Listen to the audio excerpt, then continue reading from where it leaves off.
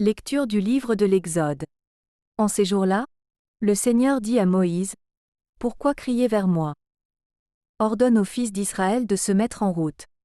Toi, lève ton bâton, étends le bras sur la mer, fends-la en deux, et que les fils d'Israël entrent au milieu de la mer à pied sec. Et moi, je ferai en sorte que les Égyptiens s'obstinent, ils y entreront derrière eux. Je me glorifierai aux dépens de Pharaon et de toute son armée, de ses chars et de ses guerriers. Les Égyptiens sauront que je suis le Seigneur, quand je me serai glorifié aux dépens de Pharaon, de ses chars et de ses guerriers. » L'ange de Dieu, qui marchait en avant d'Israël, se déplaça et marcha à l'arrière. La colonne de nuée se déplaça depuis l'avant-garde et vint se tenir à l'arrière, entre le camp des Égyptiens et le camp d'Israël. Cette nuée était à la fois ténèbres et lumière dans la nuit, si bien que, de toute la nuit, ils ne purent se rencontrer. Moïse étendit le bras sur la mer. Le Seigneur chassa la mer toute la nuit par un fort vent d'est. Il mit la mer à sec, et les eaux se fendirent. Les fils d'Israël entrèrent au milieu de la mer à pied sec, les eaux formant une muraille à leur droite et à leur gauche. Les Égyptiens les poursuivirent.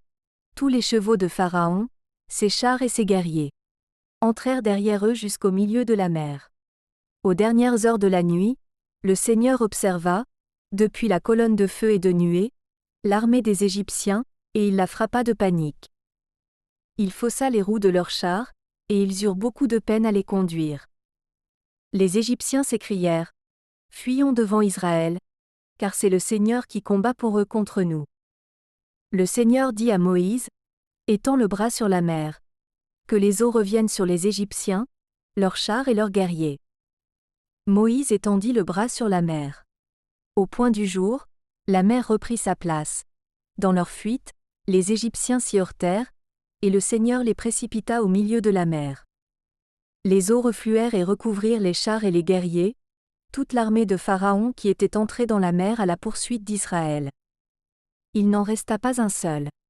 Mais les fils d'Israël avaient marché à pied sec au milieu de la mer, les eaux formant une muraille à leur droite et à leur gauche. Ce jour-là, le Seigneur sauva Israël de la main de l'Égypte, et Israël vit les Égyptiens morts sur le bord de la mer. Israël vit avec quelle main puissante. Le Seigneur avait agi contre l'Égypte. Le peuple craignit le Seigneur, il mit sa foi dans le Seigneur et dans son serviteur Moïse. Alors Moïse et les fils d'Israël chantèrent ce cantique au Seigneur.